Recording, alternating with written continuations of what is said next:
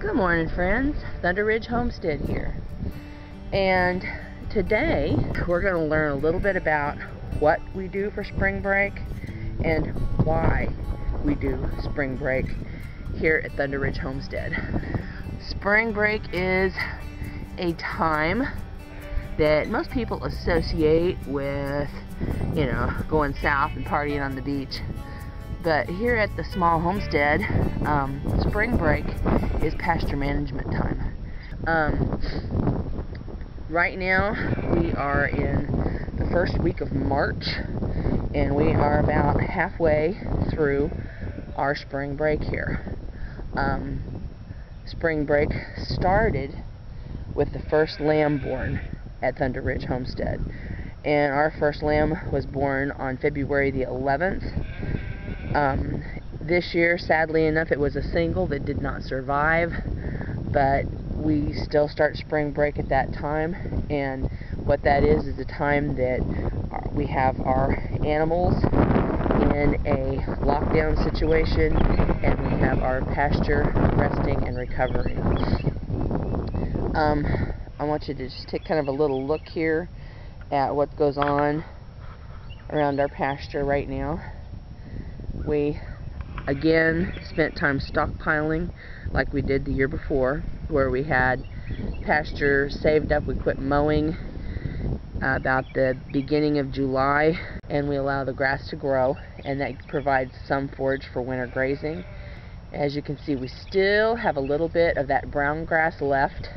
Not a lot, but there is a little bit left. The brown grass protects the roots of the grass. It provided the sheep for some winter grazing, like I said, but as you see, they've kind of gotten it all cropped close, and it's down now, and we are starting to get a little peak of green coming through. Just a little peak of green right now.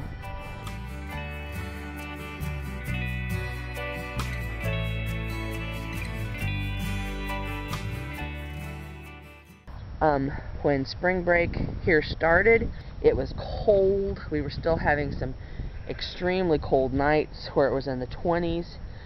And I'm bringing up the temperatures for a very important reason. Part of what spring break will do for a small homestead is it will help to break the parasite cycle. We do not have acres and acres and acres of pastures that we can move our sheep to, and since we are on a small homestead, they stay in this pasture pretty much year round. We try to have them graze like the front half of the pasture sometimes and the back half of the pasture sometimes, and we rotate the lots that we keep them locked in. They're on this pasture pretty much continuously all year. We do practice chemical deworming here. When we have any meat animals, they are usually sold by the first part of October. When that happens, it's starting to get cold, and we usually have a fecal sample done and assess the state of the parasite load in the flock, and then we'll make a judgment as to what we need to do as far as deworming. Often we've been getting really high grades on our parasite load here, and I think it's because we really do try to do good pasture management. We were first deworming before the sheep are bred in October, and that's a good time because it gets all the ewes in really good shape so that they're nice and healthy and ready to be bred. Generally speaking, we do a second deworming right in the very coldest part of the year, and for us that's about mid-January, and we try to get it when we have just some really horrible freezing cold weather here. The thought process behind that, at least for me, has always been that any worm eggs that they shed at that time that are still viable will hit frozen ground and be frozen, stay frozen for some time, and since they're primarily eating hay at that point, re-ingesting is kept to a minimum, and I think that helps a lot. I think this is kind of a good representative patch of what the pasture looks like right now. As you can see, We have some right here. This is the leftover grass. That's a little bit of fescue that we have in this pasture that stays fairly good for the winter time, and it makes up a lot of our stockpile grazing. This grass here that's coming up, there's a lot of orchard grass, there's timothy, there's brome, there's Kentucky bluegrass, and there is ryegrass. And we also have a lot of Dutch clover and red clover in this pasture. Before we put sheep on this pasture, this is a horse pasture, but you know, we still had a lot of fescue, and we also had a lot of dockweed when we first moved in here. And I think I've shown you some pictures of some of the progress we've made on our pasture management as far as our weed control is concerned.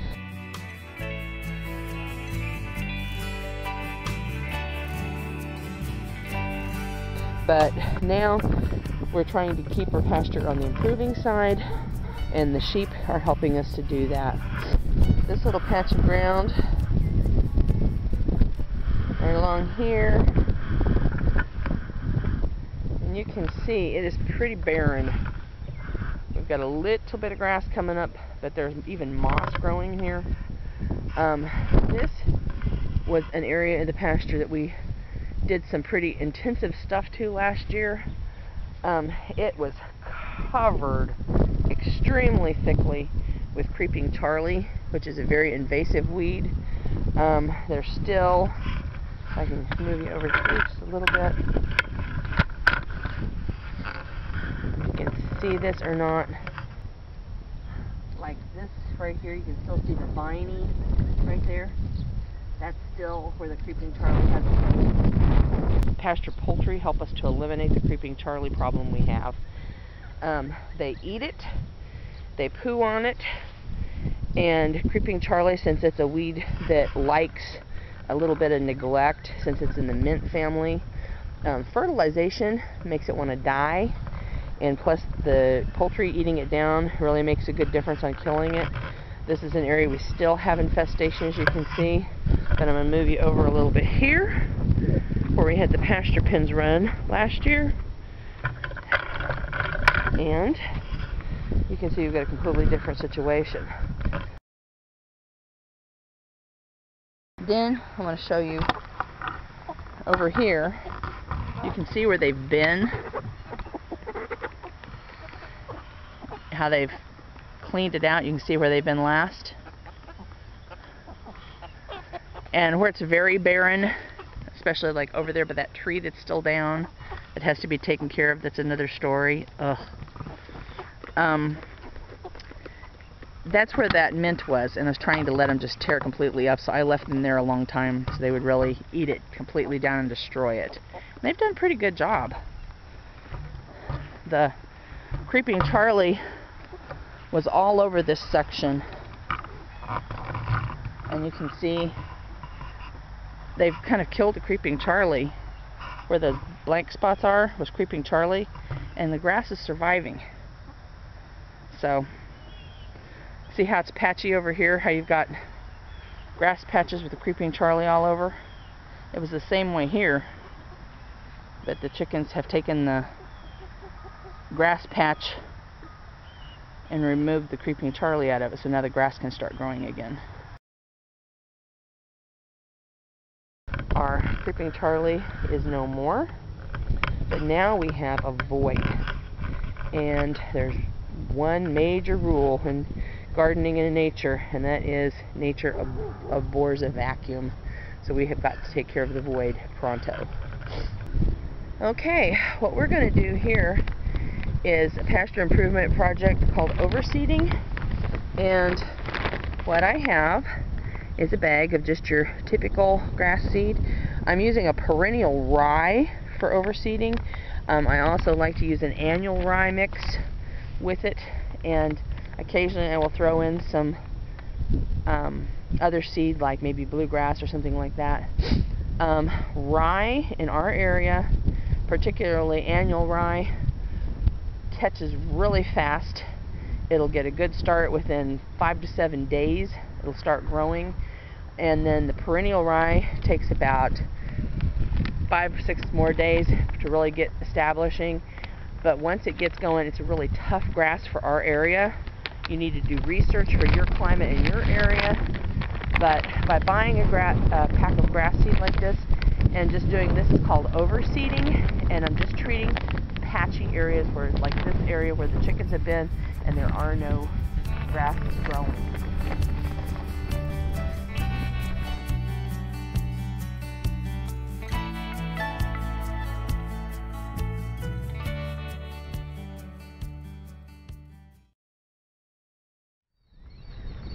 Okay, by just casting out some of those seeds at this time of the year, they will begin to take hold and get a good start. And even if the grass it brings up is patchy, that's fine. It's starting to establish some grass in this area, whereas before it was nothing but a mint weed and, you know, dock. And so that gets us going in the right direction. As this pasture matures and the ryegrass starts to take hold and provide little niches and hooks and crannies, I will go back and overseed this area 2 or 3 times during the spring. I will do it with more rye at first, and then I will add other pasture grasses like our bromes and our timothys and other grasses like that that will help this pasture to improve further and further. If you can see, moles. We have had crazy moles. The reason we've had these moles is because of the past dock infestation. A dockweed has a very, very long, thick, healthy taproot, and what happens is when we get the dock dying, that taproot is still left in the ground. So the chain is, you have the bad weed's killed, leaving a dead root. The dead root attracts the grubworm attacks the mole, and the moles tear up the pasture. The other day when my grandson was here, the kid, you've seen him in some other videos, I put him to work on a purely kid job. I gave him a bucket of grass seed and I told him to put a handful on every mole hole, and he went around and just did his due diligence and had a great time doing it and saved me 1,000,000 miles of walking, and it really helps our pasture improvement program. The key to this entire program starts with the fact that you have confinement. By taking the sheep off of this pasture for, in our case, it should be between 30 and 45 days, they will be in this confinement setting. They're going to be in this little pen and also a stall, and we're going to have a secondary pen that we can move them to later in the spring. We are still in process, I can't see if you can see this, we're still in process of constructing that pen over here. This will be our secondary confinement pen, and then they'll have a stall in this door as well. But that way we can keep them off of the pasture for a time period here. In addition to being kept off of the pasture, we're also being able to closely monitor them during lambing. Some homesteads start lambing season January. I try to lamb between late February and mid-March because I've got my arthritis, and honestly it's just for me. I can't deal with a cold, but in addition it also benefits the sheep and the lambs because the lambs are not subjected to extreme cold weather, and it really helps them to get off to a better start too.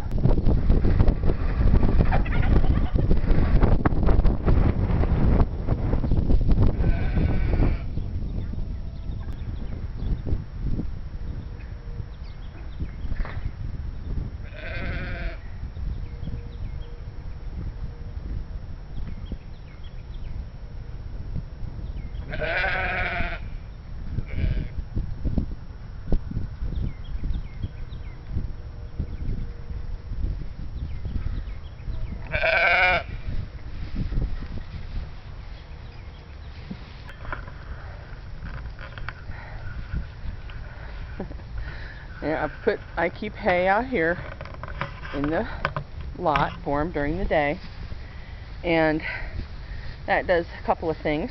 First of all, it gives them obviously something to do when they're in the lot, but it also makes them tend to hang outside during the day in the sunshine and fresh air, and gives them some food to eat. This is our littles. And the littles will come out here in the morning and they will have a good run and a play and a romp. And by keeping them in a short fold lot like this, these little ones are protected from predators that might get them when they're still very small and young. Keeps them closer to mama. I can monitor them, as you see. I don't know if you can see, but house is right there, and I can look out the window at any time during the day and see this lot, and so then I can keep a real close track on my babies and see what they're doing, make sure everybody's safe and sound. And of course we have the barn camera for when they're inside. I still have 2 ewes expecting, but this containment system, when I've got them all in this pen, we're also containing any parasites that they still have, and it's getting all dropped here. And what I do with this pen to help cleanse it, when we get a little closer and they get shifted over into their secondary lot, that would be after all the lambs are born, I put turkeys in this lot, and the turkeys have this for a free range lot for a while, and they can work on the stall and they can work on the lot, and it keeps the turkey hens close when they're just getting ready to start lay eggs, so I don't have any hidden eggs to go chase. And it also helps, the turkeys being on here helps to keep any parasites down, because, you know, they'll eat them. Speaking of the turkeys, here they are this morning, and they're in their little winter storage lot, and we have some hay down for them. I need to put them some new hay, and they're going to be out here just basically staying safe and waiting for their next turn in the sheep pen for the next week or so. When they have access to that front fold, this pen will be shut off and cleaned, and new bedding put in, and old bedding, compost, mostly compost in place, so you know, we just use it for the garden and whatnot, but that keeps the parasite load down on the turkeys as well.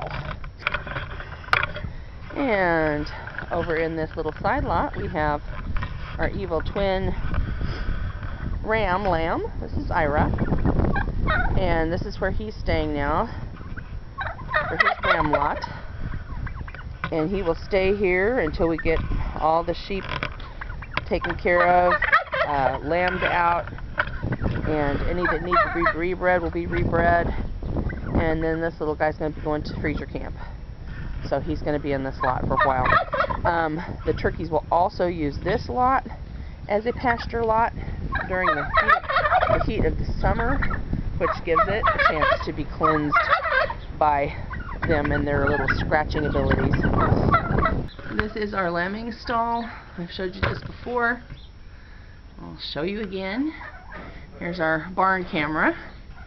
So this is the angle you see it from if you're not watching the barn camera.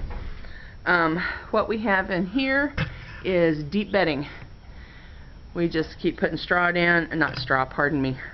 We cannot use straw at this farm at all because we are celiac and we have wheat allergies. I accidentally used straw in our bedding and broke out in hives like I'd been crawling through poison ivy. So we use hay here as our bedding for lambing. We just keep putting down layers and layers and layers and make sure the top layer is clean so that our sheep have a nice clean place to lamb. And they are in here all night long, and they have access to this pen during the day. We have water set up, and I don't know if you can see it or not, but over in this area where that fence is a lambing jug for new mamas, and put them in there with their babies at night, and put them in there with their babies all day long and all night long for the first about 2 or 3 days, so the mamas and babies get hooked up and know who's who, whose babies belong to whom. And all of this is my garden compost. The sheep have been sleeping on it, pooing on it, peeing on it, and it's, like I said, it's become a pretty deep, rich bedding, and that will all be turned into compost for the garden. So, spring break really works well for the whole homestead. That's spring break at Thunder Ridge Homestead, and as you can see, it's a multifaceted program. It accomplishes a lot of things with just pretty little work, pretty little technology. We have protection for our baby lambs, monitoring for our ewes. This gives our pasture time to rest. This gives me an opportunity to improve the pasture and maintain the pasture and overseed if needed. This gives me a place to collect compost and mulch for my garden. This gives the little lambs protection when they're first born, and all in all, it's just a good pasture management skill. If you're going to do something like this spring break that we do here, you want to remember that you need to keep your animals, sheep particularly, off of the pasture for a bare minimum of 21 days to 25 days. Obviously, the longer the pasture can remain, livestock free, the more chances that we have the parasites dying in the pasture, and we don't have reinfestation for these little lambs. Right now they have some immunity because of mama's milk and the colostrum and stuff, so they're kind of protected, but when they get out and start grazing, they're very vulnerable to parasite load. So we want to make sure that our pastures are as clean as possible when we first put them out. This will also give our pasture a chance to grow some before the sheep go out on it. These ewes right now, I'm feeding them grain because, like I said, they're still lambing and they're just, having their babies. While they're in this confinement setting, I provide them with good grass hay, and I also provide them with alfalfa.